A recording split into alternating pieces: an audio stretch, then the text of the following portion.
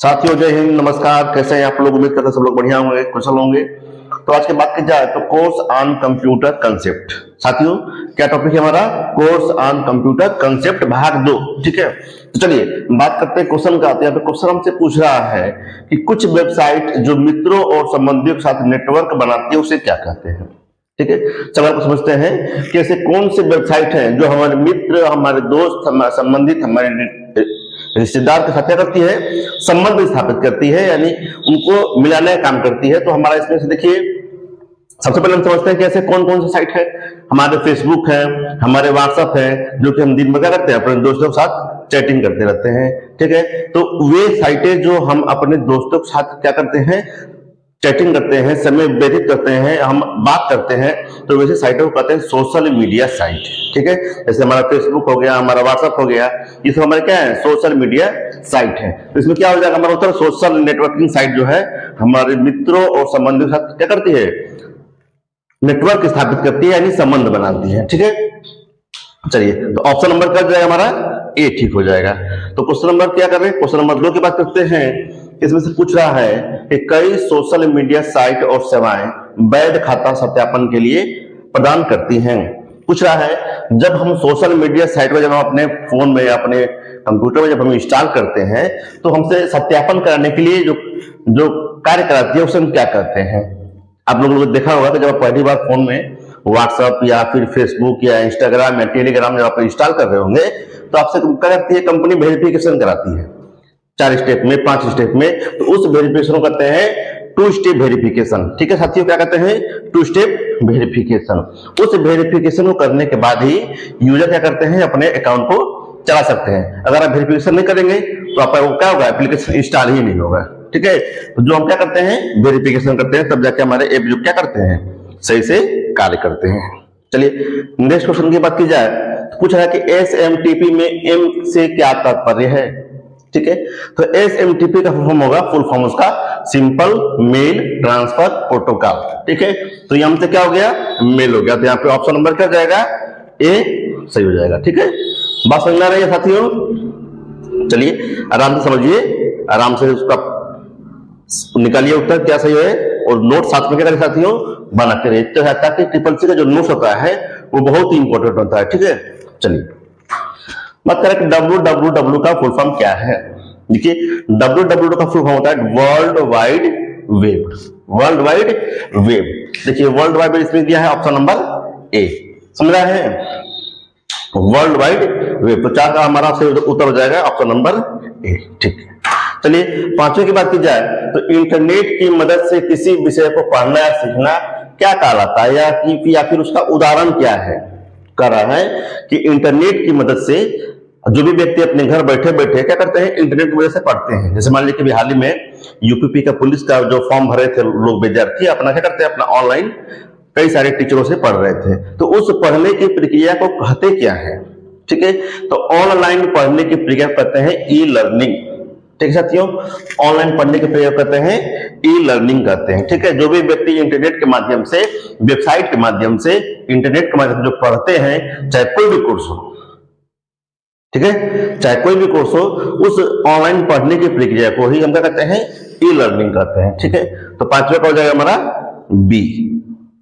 ठीक है, चलिए पूछ रहा है कि भारत में इंटरनेट किसके माध्यम से शुरू हुई थी, यानी कि हमारे भारत में जब इंटरनेट सुविधा जब लाई गई तो वह किनके द्वारा शुरू की गई थी? यहाँ पे जो हमारे विकल्प दिए गए हैं, देखिए जब हमारे भारत में जब इंटरनेट पहली बार आया तो हमारे भारत में तो पहले नेट की सुविधा थी नहीं, वो विदेश से क्या हुआ था? नेट मंगाया गया था हमारे भारत में, तो उसका नाम था VSNL, यानी विदेश संचार निगम लिमिटेड।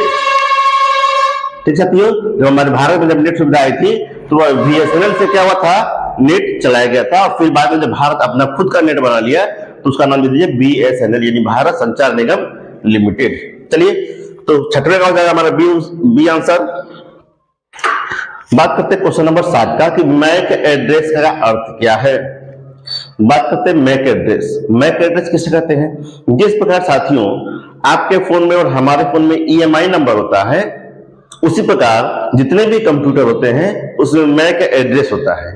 ठीक है, मोबाइल में आप सब कुछ चेंज हो जाएगा, लेकिन आप EMI नंबर को चेंज नहीं कर सकते हैं। चाहे तो सिम नंबर चेंज कर लीजिए, कोई दूसरे कंपनी का सिम लगा लीजिए, लेकिन जो EMI नंबर होता है वो सेम टू सेम वही रहेगा, ठीक है। तो उसी प्रकार आपके कंप्यूटर में की बात की जाए तो कंप्यूटर में जो मैक एड्रेस होता है यानी मीडिया एक्सेस कंट्रोल, वो बदलता नहीं है, वो कंप्यूटर की पहचान होती है, ठीक है। तो मैक एड्रेस का अर्थ हो जाएगा मीडिया एक्सेस कंट्रोल यानी 7वें का B। बढ़िया ढंग से समझ में आ रहा है सबको साथियों क्वेश्चन? उम्मीद करता है सब लोग बढ़िया ढंग से समझ रहे होंगे और नोट्स साथियों बनाते चलिए साथ में, ताकि जो भी पेपर देने में किसी विद्यार्थी को दिक्कत ना हो, ठीक है। चलिए बात करते हैं क्वेश्चन नंबर 8 की। तो पूछा है कि study with Pankaj @gmail.com email address में यूजर नेम क्या है। तो जैसे कि हमने आपको पिछले वीडियो में आपको यह बताया था, जो हमारा @ होता है, तो जो @ के जो पहले वाले भाग होते हैं यानी @ के जो पहले वाले भाग होते हैं उसे कहते हैं यूजर नेम, और इसके बाद वाले कहते हैं डोमेन नेम, ठीक है। तो @ के जो पहले होते हैं उसे यूजर खुद ब खुद अपने दिमाग से या अपने सोच कर नाम देता है, और जो @ के जो बाद होता है उसे सर्वर नाम देता है, उसे क्या कहते हैं डोमेन नेम कहते हैं। तो पूछ रहा है कि स्टडी विद पंकज @gmail.com में ईमेल एड्रेस में यूजर नेम क्या है। तो यूजर नेम हमारा क्या है स्टडी विद पंकज, ठीक है। तो 8वें का हमारा जो उत्तर है वो क्या हो जाएगा B हो जाएगा। तो देखिए साथियों @ जो पहले होता है, पहले की बात की जाए तो होता है यूजर नेम, और @ के बाद की बात की जाए तो उसे कहते हैं डोमेन नेम या सर्वर नेम कहते हैं, ठीक है। चलिए क्वेश्चन नंबर 9 की बात की जाए, कह रहा है कि ईमेल भेजते समय कौन सी लाइन संदेश विषय वस्तु के बारे में बताती है, ठीक है। आप लोगों ने देखा होगा जब आप छोटे छोटे विद्यार्थी रहे होंगे तो स्कूल में जब छुट्टी लेना होता है कि हम कल नहीं आएंगे, तो वहां पे हम अपने प्रिंसिपल को या अपने क्लास टीचर को एक लेटर लिखते थे, ठीक है। उसमें विषय लिखते थे। विषय क्या करता है कि जो भी अपने लेटर में जो भी संदेश लिख रहे हैं उसका एक लाइन में उत्तर। जैसे मान लीजिए कि आप रिश्तेदार में शादी पड़ी है तो आप वहां पर क्या लिखेंगे कि शादी में जाने हेतु छुट्टी के लिए प्रार्थना पत्र, ठीक है। तो हम जो उस लाइन को लिखते हैं उसे कहते हैं सब्जेक्ट यानी विषय। जब हम ईमेल भेजते हैं तो कौन सी लाइन संदेश की विषय वस्तु के बारे में बताती है, तो हमारा होता है सब्जेक्ट, यानी हम उस मैसेज में क्या क्या लिख रहे हैं उसका एक लाइन में क्या हमारा जवाब होगा तो उसे कहते हैं सब्जेक्ट, ठीक है साथियों। चलिए तो 9वें हो जाएगा हमारा आंसर A यानी सब्जेक्ट। चलिए बात करिए क्वेश्चन नंबर 10 का। प्रायः ईमेल किस केस में होता है, ठीक है। जो प्रायः हम ईमेल लिखते हैं वो किस केस में होता है। सबसे पहले हम केस के बारे में समझते हैं। तो अब देखिए केस मतलब केस हमारे होते हैं 5 प्रकार के, ठीक है। Lower case, upper case, sentence case, toggle case और कैपिटलाइज ईच वर्ड, ठीक है। तो जब हम ईमेल एड्रेस लिखते हैं तो आप लोग ध्यान दिए होंगे स्टडी विद पंकज @gmail.com।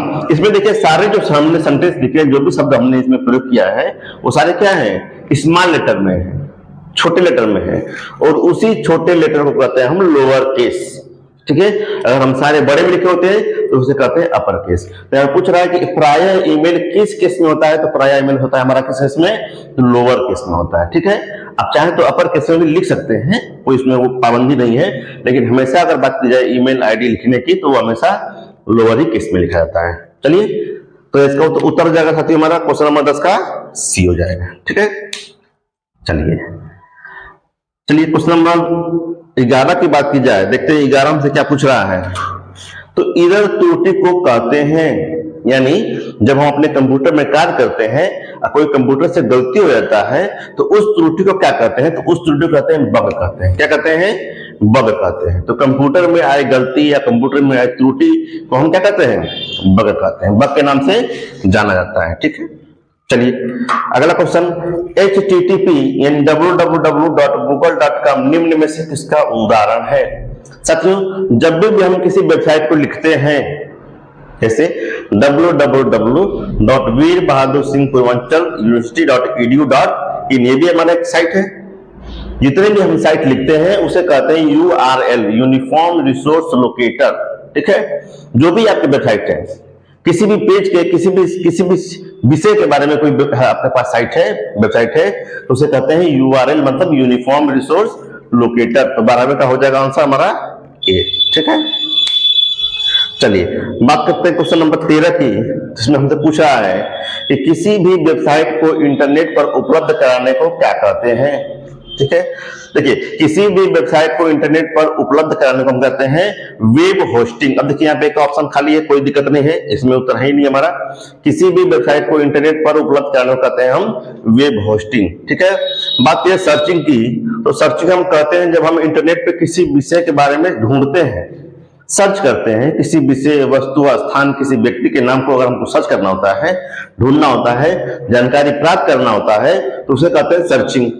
और यहाँ पे कह रहा है कि इंटरनेट पर उपलब्ध कराने, किसी भी वेबसाइट को इंटरनेट पर उपलब्ध करना हो, यानी अगर आपके पास कोई वेबसाइट है, उसे आप चाहते हैं कि इंटरनेट पर चढ़ा दें, इंटरनेट पर डाल दें, तो उसे क्या कहते हैं, तो उसे कहते हैं वेब होस्टिंग कहते हैं साथियों। ठीक है, तो क्वेश्चन नंबर 13 का जो आंसर होगा हमारा हो जाएगा सी, वेब होस्टिंग। चलिए यहां की बात की जाए, टेलीविजन ब्रॉडकास्टिंग का उदाहरण है। ठीक है, टेलीविजन ब्रॉडकास्टिंग का उदाहरण, जब हम टेलीविजन देखते हैं, टीवी देखते हैं, तो वह किसका उदाहरण है। क्या उत्तर दिया, half duplex, full duplex, duplex और नन ऑफ दीज।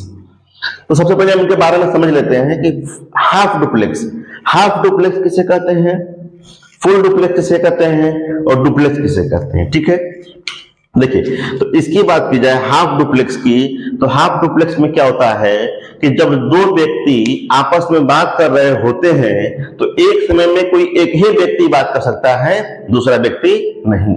जैसे एक समय में अगर आप बात करेंगे तो केवल एक ओर से बात होगी।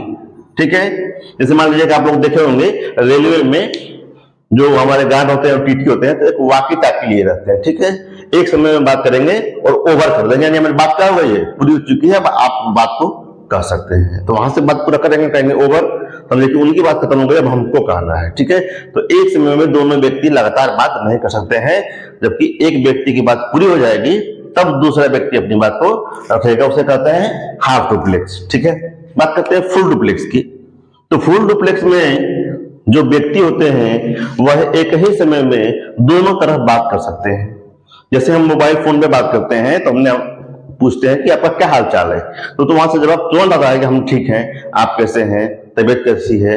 तो जो भी हम लगातार बातें करते रहते हैं उसे कहते हैं फुल डुप्लेक्स, यानी जो हम अपने मोबाइल फोन से बात करते हैं, व्हाट्सएप कॉलिंग करते हैं, वीडियो कॉलिंग करते हैं, वो हमारा क्या है, फुल डुप्लेक्स का एग्जाम्पल है। बात करते हैं डुप्लेक्स। डुप्लेक्स का मतलब ये होता है कि एक समय में केवल एक ही ओर से बात हो, दूसरे ओर से बात ना हो, सिर्फ हम आपसे बस बके जा रहे हैं, बस आपसे बोले जा रहे हैं और आप हमसे कुछ नहीं कर सकते हैं, उसे कहते हैं डुप्लेक्स। ठीक है, तो जब हम टीवी देखते हैं, टेलीविजन देखते हैं, तो जो वो दिखा रहा है बस हम उसे देखते रहते हैं, अगर हमसे उनसे कुछ कहना होता है तो हम कह नहीं पाएंगे। ठीक है, तो जब एक तरफ से जो बातें होती है उसे कहते हैं डुप्लेक्स। तो टेलीविजन जब हम देखते हैं तो बस हम जो देखते हैं वो दिखाते हैं, बस उसे हम देखने का कार्य करते हैं, तो उसे कहते हैं डुप्लेक्स करते हैं। साथी समझ में आ गया।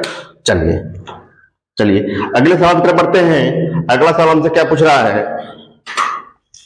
आरडीएस का फुल फॉर्म क्या है। आरडीएस का फुल फॉर्म है remote desktop service. Remote desktop और सर्विस, रिमोट डेस्कटॉप सर्विस कहते किसे हैं। जैसे मान लीजिए कोई दो व्यक्ति हैं, एक व्यक्ति दिल्ली में रहकर कंप्यूटर चला रहा हो और एक व्यक्ति उत्तर प्रदेश में रहकर कंप्यूटर चला रहा हो, तो यूपी वाले कंप्यूटर में कोई समस्या अगर आ गई हो और दिल्ली वाले व्यक्ति उसका दोस्त हो, तो दिल्ली वाले व्यक्ति वहीं से क्या करेगा, इसके कंप्यूटर के मॉनिटर यानी डेस्कटॉप को अपने कंप्यूटर में क्या कर लेगा, मंगा लेगा और वहीं से ठीक करके यहाँ पे कर देगा।